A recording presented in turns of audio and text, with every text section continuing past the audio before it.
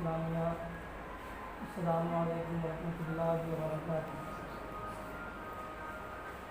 نحمده ونصلي على رسوله الكريم اما بعد فاعوذ بالله من الشيطان الرجيم بسم الله الرحمن الرحيم محمد رسول الله والذين معه أشداء على الكفار رحماء بينهم تراهم ركعا سجدا يبتغون فضلا من الله ورضوانا صدق الله العظيم وصدق رسوله النبي الأمين المتين المعين الكريم ونحن على ذلك لمن الشاهدين والشاكرين والحمد لله رب العالمين آمين آمين یا رب العالمین۔ آئیے سب سے پہلے عقیدت و محبت کے ساتھ مصطفیٰ جان رحمت صلی اللہ تعالیٰ علیہ وسلم کی بارگاہ مقدس میں ایک مرتبہ درود پاک کی دادی عقیدت و محبت کی تھالی میں سجا کر پیش کرے، پڑھیے بآواز بلند صلی اللہ علیہ صلی اللہ علیہ وسلم صلاۃ و سلام علیک یا رسول اللہ صلی اللہ تعالیٰ علیہ وسلم۔ اعلیٰ حضرت عظیم البرکت کیا یہ خوب فرماتے ہیں کہ صبح و طیبہ میں ہوئی بڑھتا ہے بارہ نور کا، صبح و طیبہ میں ہوئی بڑھتا ہے بارہ نور کا، صدقہ لینے نور کا آیا ہے تارا نور کا، اور تیری نسل پاک میں ہے بچہ بچہ نور کا، تیری نسل پاک میں ہے بچہ بچہ نور کا، تو ہے عین نور تیرا سب گھرانہ نور کا، اور نور کی سرکار سے پایا دوشالہ نور کا، نور کی سرکار سے پایا دوشالہ نور کا، ہو مبارک تم کو ذوالنورین جوڑا نور کا، ہو مبارک تم کو ذوالنورین جوڑا نور کا، صبح و طیبہ میں ہوئی بڑھتا ہے بالا نور کا۔ عزیزان ملت اسلامیہ، آج ذوالحجہ کی 23 تاریخ ہے۔ ذوالحجہ کی 18 تاریخ جو ابھی گزری ہے، اس میں حضرت عثمان غنی رضی اللہ تعالیٰ عنہ کی شہادت ہوئی ہے۔ تو میں نے سوچا کیوں نہ خلیفہ سوم حضرت عثمان غنی رضی اللہ تعالیٰ عنہ کی سیرت آپ کے سامنے بیان کر دی جائے، تاکہ معلوم ہو جائے کہ حضرت عثمان غنی رضی اللہ تعالیٰ عنہ کون تھے اور حضرت عثمان غنی رضی اللہ تعالیٰ عنہ کا مقام و مرتبہ کیا تھا۔ اسی مناسبت سے میں نے قرآن مقدس کی آیت کریمہ کی تلاوت کی، محمد الرسول اللہ والذین معه اشداء علی الکفار رحماء بینہم تراہم رکعا سجدا یبتغون فضلا من اللہ ورضوانا۔ محمد اللہ کے رسول ہے اور وہ کافروں پر سخت ہے، اور تم ان کو دیکھو گے رکوع کرتے ہوئے، سجدہ کرتے ہوئے، اور اللہ کی فضل و رضا چاہتے ہوئے تم دیکھو گے۔ معزز سامعین کرام، تقریباً 1 لاکھ انبیاء کرام علیہ السلام اس دنیا میں مبعوث فرمائے گئے، یا کچھ کم و بیش 2 لاکھ انبیاء کرام علیہ السلام نے اپنے قدوم مبارک سے اس دنیا کو سرفراز فرمایا، اور وہ صاحب اولاد بھی ہوئے، وہ لڑکا والے بھی ہوئے اور لڑکی والے بھی ہوئے۔ تو جن لوگوں کے ساتھ انبیاء کرام علیہ السلام نے اپنی صاحبزادی اپنی بیٹیوں کو منسوب کیا، اپنی بیٹیوں کا جن کے ساتھ نکاح کیا، وہ یقیناً بہت عزت و عظمت والے ہیں، کیونکہ نبی کا داماد ہونا یہ بہت بڑا مرتبہ ہے، یہ خوش نصیب انسانوں کو ہی نصیب ہوا کرتا ہے۔ میرے محترم بزرگوں اور دوستوں، حضرت عثمان غنی رضی اللہ تعالیٰ عنہ اس معاملے میں جو حضرت عثمان غنی رضی اللہ تعالیٰ عنہ کو خصوصیت اور انفرادیت حاصل ہے، وہ کسی کو حاصل نہیں ہے، کیونکہ حضرت آدم علیہ السلام سے لے کر حضور خاتم الانبیاء مصطفیٰ جان رحمت صلی اللہ تعالیٰ علیہ وسلم تک کسی کے نکاح میں کسی نبی کی 2 بیٹی نہیں آئی ہے، لیکن حضرت عثمان غنی رضی اللہ وہ مقدس صحاب رسول ہے کہ نبی نہیں بلکہ نبی الانبیاء سید الانبیاء مصطفیٰ جان رحمت صلی اللہ تعالیٰ علیہ وسلم کی 2 صاحبزادیاں یکے بعد دیگرے ان کے نگاہ میں آئی ہے۔ سبحان اللہ۔ اور صرف یہی نہیں، حضرت علی کرم اللہ وجہہ الکریم نے فرمایا کہ میں نے خود رسول پاک صلی اللہ تعالیٰ علیہ وسلم کو فرماتے ہوئے سنا ہے کہ رسول پاک صلی اللہ تعالیٰ علیہ وسلم حضرت عثمان غنی رضی اللہ تعالیٰ عنہ سے ارشاد فرما رہے تھے کہ اے عثمان، اگر میری 40 بیٹی بھی ہوتی تو میں ایک ایک کر کے ان سب کا نکاح تم سے کر دیتا، یہاں تک کہ کوئی باقی نہیں رہتی۔ میرے محترم بزرگوں اور دوستوں، اس سے اندازہ لگایا جا سکتا ہے کہ حضرت عثمان غنی رضی اللہ تعالیٰ عنہ کا مقام و مرتبہ کیا تھا، حضرت عثمان غنی رضی اللہ تعالیٰ عنہ کس قدر بلند و بالا ان کا مقام و مقام تھا۔ اس واقعہ سے اندازہ لگا سکتے ہیں کہ رسول پاک صلی اللہ تعالیٰ علیہ وسلم ارشاد فرما رہے ہیں کہ عثمان، اگر میری 40 بیٹیاں بھی ہوتی تو میں ان سب کا نکاح ایک ایک کر کے یکے بعد دیگرے ان سب کا نکاح میں تم سے کر دیتا، یہاں تک کہ کوئی بھی باقی نہ رہتی۔ میرے محترم بزرگوں اور دوستوں، حضور صلی اللہ تعالیٰ علیہ وسلم قبل اعلان نبوت سے پہلے، اعلان نبوت سے قبل، رسول پاک صلی اللہ تعالیٰ علیہ وسلم نے اپنی صاحبزادی حضرت رقیہ رضی اللہ تعالیٰ عنہ کی شادی حضرت عثمان غنی رضی اللہ تعالیٰ عنہ سے کر دی۔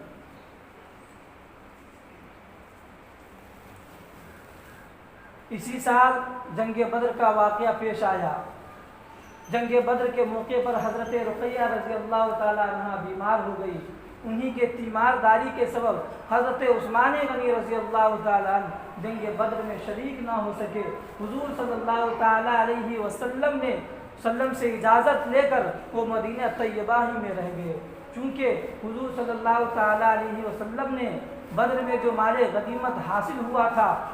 حضرت عثمان غنی رضی اللہ تعالیٰ عنہ کو بھی ان میں سے کچھ حصہ ملا تھا، اسی لیے انہیں بدری صحابی میں شمار کیا جاتا ہے، انہیں بھی بدری صحابی کہتے ہیں۔ میرے محترم بزرگوں اور دوستوں، جب بدر کے میدان میں فتح حاصل ہوئی اور اس کی خوشخبری لے کر حضرت زید بن حارثہ رضی اللہ تعالیٰ عنہ مدینہ طیبہ پہنچے تو اس وقت حضرت رقیہ رضی اللہ تعالیٰ عنہ کو دفنایا جا رہا تھا۔ ان کے انتقال کے بعد حضور صلی اللہ تعالیٰ علیہ وسلم نے اپنی دوسری صاحبزادی حضرت ام کلثوم رضی اللہ تعالیٰ عنہ کا نکاح حضرت عثمان غنی رضی اللہ تعالیٰ عنہ سے کر دیا۔ 9 ہجری میں ان کا بھی وصال ہو گیا۔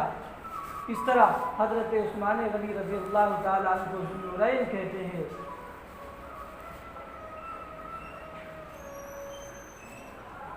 اس طرح حضرت عثمان غنی رضی اللہ تعالیٰ عنہ کو ذو النورین کہتے ہیں۔ حضرت عثمان غنی رضی اللہ تعالیٰ عنہ کے پاس ایک صاحبزادہ تھا جو حضرت بی بی رقیہ رضی اللہ تعالیٰ عنہ کے شکم مبارک سے تھا۔ وہ بھی حضرت رقیہ رضی اللہ تعالیٰ عنہ کے انتقال کے بعد 6 سال کی زندگی گزار کر حضرت عثمان غنی رضی اللہ تعالیٰ عنہ کا صاحبزادہ انتقال کر جاتا ہے، اور حضرت ام کلثوم رضی اللہ تعالیٰ عنہ سے کوئی بھی اولاد نہیں تھی۔ ایک مرتبہ درود پاک پڑھیے صلی اللہ علیہ وآلہ صلی اللہ علیہ وسلم، صلاۃ و سلام علیک یا رسول اللہ صلی اللہ تعالیٰ علیہ وسلم۔ آپ کا نسب نامہ کچھ اس طرح ہے کہ آپ کا نام عثمان، کنیت ابو عمر اور لقب ذو النورین ہے۔ آپ کا سلسلہ نسب اس طرح ہے: عثمان بن عفان بن ابو العاص بن امیہ بن عبد شمس بن عبد مناف۔ 5ویں پشت میں جا کر آپ کا سلسلہ نسب حضور صلی اللہ تعالیٰ علیہ وسلم کے شجر مبارک سے مل جاتا ہے، حضور صلی اللہ تعالیٰ علیہ وسلم کے شجر نسب سے مل جاتا ہے۔ آپ کی نانی ام حکیم حضرت عبد المطلب رضی اللہ تعالیٰ عنہ کی بیٹی تھی، اور حضور صلی اللہ تعالیٰ علیہ وسلم کے والد گرامی اور حضرت ام حکیم رضی اللہ تعالیٰ عنہ یہ دونوں آپس میں بہن تھی۔ اس طریقے سے حضرت عثمان غنی رضی اللہ تعالیٰ عنہ کی والدہ حضور صلی اللہ تعالیٰ علیہ وسلم کی پھوپھی کی بیٹی ہوئی۔ اور حضرت عثمان غنی رضی اللہ تعالیٰ عام الفیل کے 6 سال بعد پیدا ہوئے۔ یہ عام الفیل کیا ہے؟ جب ابرہہ نے ایک کنیسہ بنایا تھا، اس کی خواہش تھی کہ لوگ کعبہ معظمہ کو چھوڑ کر اس کنیسہ کا طواف کرے، اس کی کنیسہ کا چکر لگائے۔ اسی وقت اللہ رب العزت نے اس پر ابابیل کی صورت میں عذاب نازل فرمایا، وہ ہلاک ہو گیا۔ اسی سال کو عام الفیل کہا جاتا ہے۔ حضرت عثمان غنی رضی اللہ تعالیٰ عام الفیل کے 6 سال بعد پیدا ہوئے۔ حضرت عثمان غنی رضی اللہ تعالیٰ اسلام اس طریقے سے لائے کہ حضرت ابوبکر صدیق رضی اللہ تعالیٰ نے اسلام کی دعوت دی اور وہ اسلام لے کر آئے، اور وہ قدیم الاسلام تھے، یعنی پہلے جو آغاز میں ایمان لانے والے تھے ان میں سے حضرت عثمان غنی رضی اللہ تعالیٰ عنہ بھی ہے۔ ابن اسحاق کہتے ہیں کہ آپ ایمان لانے والے میں حضرت ابوبکر صدیق رضی اللہ تعالیٰ عنہ، حضرت علی، حضرت زید بن حارثہ رضی اللہ تعالیٰ عنہ کے بعد حضرت عثمان غنی رضی اللہ تعالیٰ عنہ ایمان لائے۔ میرے محترم بزرگوں اور دوستوں، ابن سعد محمد بن ابراہیم رضی اللہ تعالیٰ عنہ سے روایت فرماتے ہیں کہ جب آپ ایمان لائے، جب آپ حلقہ بگوش اسلام ہوئے، جب آپ نے اسلام کو قبول کیا تو آپ کا پورا خاندان بھڑک اٹھا۔ آپ کا چچا حکم بن ابی العاص اتنا ناراض ہوا، سخت برہم ہوا، یہاں تک کہ حضرت عثمان غنی رضی اللہ تعالیٰ عنہ کو رسی سے باندھ دیا اور کہا کہ تم نے باپ دادا کے دین کو چھوڑ کر ایک دوسرا نیا مذہب اختیار کر لیا ہے، جب تک کہ تم اس نیا مذہب کو چھوڑ نہ دو گے تب تک کہ میں تم کو نہیں چھوڑوں گا۔ حضرت عثمان غنی رضی اللہ تعالیٰ نے ارشاد فرمایا، واللہ لأعدہ ابدا ولا افارقہ، یعنی رب الجلال کی قسم، میں اسلام کو نہیں چھوڑ سکتا، میں اسلام سے دستبردار نہیں ہو سکتا، میرے جسم کے ٹکڑے ٹکڑے کر دیا جائے یہ تو ہو سکتا ہے، لیکن میں اسلام کو نہیں چھوڑ سکتا۔ جب آپ کے چچا نے آپ کو اس طرح کا استقلال دیکھا، آپ کو اسلام میں اس طرح کی مضبوطی دیکھی کہ آپ اسلام میں بہت مضبوط ہے، تو آپ کو رہا کر دیا۔ میرے محترم بزرگوں دوستو، اس واقعہ سے ہم لوگوں کو عبرت حاصل کرنی چاہیے۔ جیسا کہ میں نے یہاں کے لوگوں کے بارے میں سنا کہ آپسی اختلاف کی وجہ سے بھی وہ لوگ اہل سنت والجماعت کو چھوڑنے کے لیے تیار ہو جاتے ہیں اور دیوبندی فرقے کو اختیار کرنے کے لیے تیار ہو جاتے ہیں۔ میرے محترم بزرگوں اور دوستو، اللہ کے رسول صلی اللہ تعالیٰ علیہ وسلم نے ارشاد فرمایا تھا کہ میری امت 73 فرقوں میں تقسیم ہوگی اور ہر فرقہ ناری جہنمی ہوگا، مگر ایک فرقہ جو جنتی ہوگا، ایک فرقہ جنتی ہوگا۔ صحابہ کرام رضوان اللہ تعالیٰ علیہ مجمعین کی مقدس جماعت وہاں بیٹھی ہوئی تھی۔ صحابہ کرام رضوان اللہ تعالیٰ علیہ مجمعین نے عرض کیا، یا رسول اللہ صلی اللہ تعالیٰ علیہ وسلم، وہ کون جماعت ہے جو حق پر ہوگی؟ تو اللہ کے رسول صلی اللہ تعالیٰ علیہ وسلم نے ارشاد فرمایا، جو میرے اور میرے صحابہ کے نقش قدم پر چلے گا وہی جماعت حق پر ہوگی۔ الحمدللہ ثم الحمدللہ، اہل سنت والجماعت ایسی جماعت ہے جو صحابہ کرام کے نقش قدم پر چلتی ہے۔ آپ حدیث پاک کا مطالعہ کریں، تاریخ کا مطالعہ کریں تو آپ کو معلوم ہوگا کہ جیسا عقیدہ صحابہ کرام کا عقیدہ تھا ویسا ہی عقیدہ الحمدللہ ثم الحمدللہ اہل سنت والجماعت کا ہے۔ تو میرے محترم بزرگوں اور دوستو، اگر کوئی آپسی اختلاف ہو جاتا ہے، آپس میں جھگڑا ہو جاتا ہے، تو آپ کو اہل سنت والجماعت کو چھوڑنے کی ضرورت نہیں ہے، بلکہ آپ کو حضرت عثمان غنی رضی اللہ تعالیٰ عنہ کے واقعے سے عبرت حاصل کرنے کی ضرورت ہے۔ دیکھیے حضرت عثمان غنی رضی اللہ تعالیٰ عنہ کو رسی سے باندھ دیا گیا ہے، انہیں مذہب اسلام چھوڑنے کے لیے کہا جا رہا ہے، لیکن حضرت عثمان غنی رضی اللہ تعالیٰ عنہ بردستہ کہہ رہے ہیں، واللہ لا اعدہ ابدا ولا افارقہ، یعنی رب الجلال کی قسم، میں دین اسلام نہیں چھوڑ سکتا، میں دین اسلام سے دستبردار نہیں ہو سکتا، میرے جسم کے ٹکڑے ہو جائے یہ تو ہو سکتا ہے، لیکن میں اسلام سے ہرگز دستبردار نہیں ہو سکتا۔ میرے محترم بزرگوں دوستو، حضرت عثمان غنی رضی اللہ تعالیٰ عنہ بہت ہی زیادہ خوبصورت تھے۔ حضرت ابن عساکر حضرت اسامہ بن زید رضی اللہ تعالیٰ عنہ سے روایت کرتے ہوئے فرماتے ہیں کہ اللہ کے رسول صلی اللہ تعالیٰ علیہ وسلم نے مجھے ایک گوشت کا بڑا پیالہ دیا کہ وہ حضرت عثمان غنی رضی اللہ تعالیٰ عنہ کے گھر پہنچا دے۔ تو حضرت اسامہ بن زید رضی اللہ تعالیٰ عنہ حضرت عثمان غنی رضی اللہ تعالیٰ عنہ کے گھر پہنچتے ہیں تو ان کی بیوی حضرت رقیہ رضی اللہ تعالیٰ عنہ بھی آپ کے پاس بیٹھی ہوئی ہے۔ حضرت اسامہ بن زید رضی اللہ تعالیٰ عنہ کبھی حضرت عثمان غنی کو دیکھ رہے ہیں اور کبھی حضرت رقیہ رضی اللہ تعالیٰ عنہ کو دیکھ رہے ہیں۔ چنانچہ گوشت دے کر کے آپ رسول پاک صلی اللہ تعالیٰ علیہ وسلم کے خدمت مبارکہ میں حاضر ہوئے۔ حضور صلی اللہ تعالیٰ علیہ وسلم نے فرمایا، اے اسامہ کیا تم حضرت عثمان کے گھر گئے تھے؟ حضرت اسامہ بن زید نے کہا کہ میں عثمان کے گھر کے اندر گیا تھا۔ تو رسول پاک صلی اللہ تعالیٰ علیہ وسلم نے فرمایا، کیا تم نے حضرت عثمان ان میاں بیوی سے زیادہ اصیل و خوبصورت کسی میاں بیوی کو دیکھا ہے؟ تو حضرت عثمان غنی رضی اللہ تعالیٰ عنہ نے حضرت اسامہ بن زید رضی اللہ تعالیٰ عنہ نے فرمایا، یا رسول اللہ میں نے نہیں دیکھا ہے۔ میرے محترم بزرگوں اور دوستوں، میں آپ کو بتا دوں کہ حضرت رقیہ رضی اللہ تعالیٰ عنہ کا پردہ نہ کرنا حضرت اسامہ بن زید کے پہنچنے کے بعد بھی اس وقت تک پردہ کا حکم نازل نہیں ہوا تھا، اس وقت حجاب کی آیت کریمہ نازل نہیں ہوئی تھی۔ اسی وجہ سے حضرت عثمان غنی رضی اللہ تعالیٰ عنہ کی زوجہ محترمہ حضرت بیوی رقیہ رضی اللہ تعالیٰ عنہ پردہ نہیں کی تھی۔ اب لہذا پردہ کا حکم نازل ہے تو اب اگر کوئی شخص جاتا ہے تو پردہ کرنا ضروری ہوگا۔ میرے محترم بزرگوں اور دوستوں، حضرت ابن عدی رضی اللہ تعالیٰ عنہ سے روایت ہے، وہ حضرت عائشہ صدیقہ رضی اللہ تعالیٰ عنہ سے روایت کرتے ہیں۔ وہ فرماتے ہیں کہ حضور صلی اللہ تعالیٰ علیہ وسلم نے جب حضرت ام کلثوم رضی اللہ تعالیٰ عنہ کی حضرت عثمان سے شادی کی تو فرمایا کہ حضرت عثمان غنی رضی اللہ تعالیٰ عنہ تمہارے دادا حضرت ابراہیم علیہ السلام اور تمہارے باپ یعنی محمد صلی اللہ تعالیٰ علیہ وسلم سے شکل و صورت میں بہت مشابہ رکھتے ہیں، یعنی حضرت عثمان غنی رضی اللہ تعالیٰ عنہ کا چہرے مبارکہ حضور صلی اللہ تعالیٰ علیہ وسلم سے بہت زیادہ ملتا جلتا تھا، بہت زیادہ حضور صلی اللہ تعالیٰ علیہ وسلم سے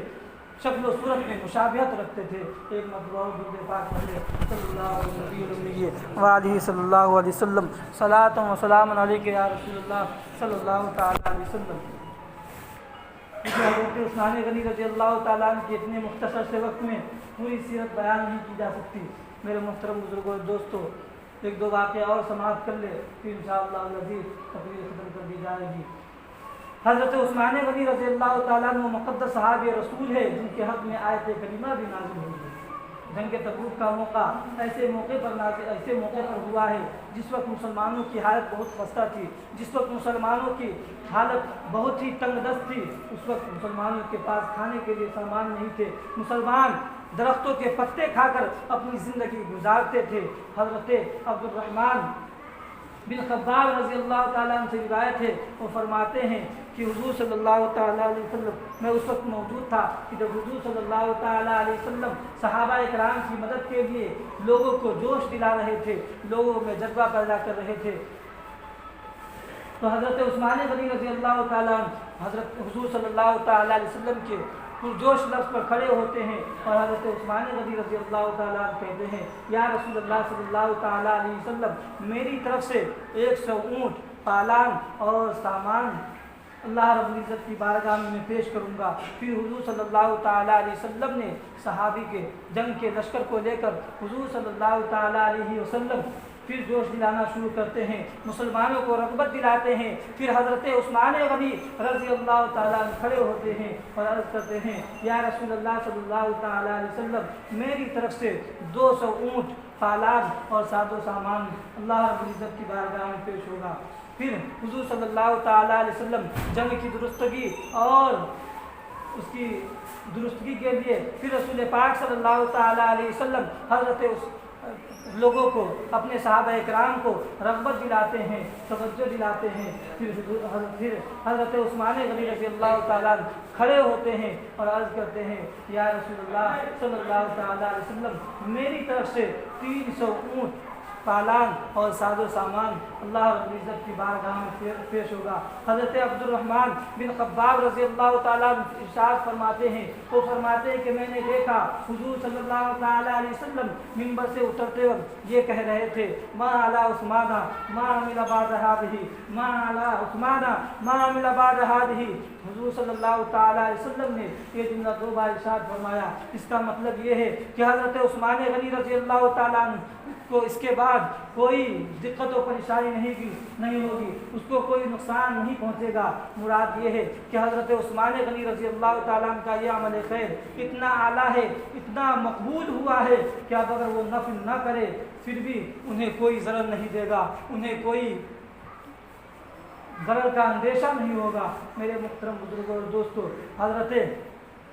اسماعیل حقی رحمۃ اللہ تعالیٰ علیہ فرماتے ہیں کہ مدینہ منورہ میں ایک منافق شخص رہا کرتا تھا۔ ایک انصاری، ان کے پاس ایک درخت تھا،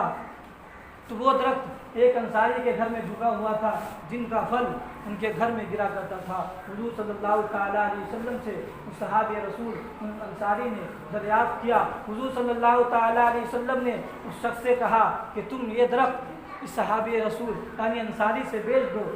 تو اس شخص نے بیچنے سے انکار کر دیا۔ جب یہ واقعہ حضرت عثمان غنی رضی اللہ تعالیٰ عنہ کو معلوم ہوئی کہ اس منافق شخص نے حضور صلی اللہ تعالیٰ علیہ وسلم کے فرمان کو منظور نہیں کیا ہے، حضور صلی اللہ تعالیٰ علیہ وسلم کے فرمان کو نہیں مانا ہے، تو حضرت عثمان غنی رضی اللہ تعالیٰ نے ایک پورا باغیچہ ایک درخت کے بدلے میں دے کر اس درخت کو خرید لیا، اور وہ اس درخت کو انصاری کے حوالے کر دیا۔ اور اس درخت کے خریدنے کے بدلے میں اللہ کے رسول صلی اللہ تعالیٰ علیہ وسلم نے اس منافق سے یہ کہا تھا، اگر تم اس درخت کو بیچ دو گے تو تمہیں جنت میں ایک درخت ملے گا، کیونکہ وہ تو بیچا نہیں۔ حضرت عثمان غنی رضی اللہ تعالیٰ نے ایک پورا باغیچہ دے کر کے اس درخت کو خرید لیا اور جنت میں ان کے لیے ایک باغیچہ بن گیا۔ میرے محترم بزرگوں اور دوستوں، تو اللہ رب العزت نے حضرت عثمان غنی رضی اللہ تعالیٰ عنہ کی تعریف میں اور اس منافق کے برائی میں اس آیت کریمہ کا نزول ہو گیا۔ سیذکر من یخشی ویتجنبها الاشقی الذی یصلی النار الکبری، ان قریب وہ مانے گا اور وہ بڑا بدبخت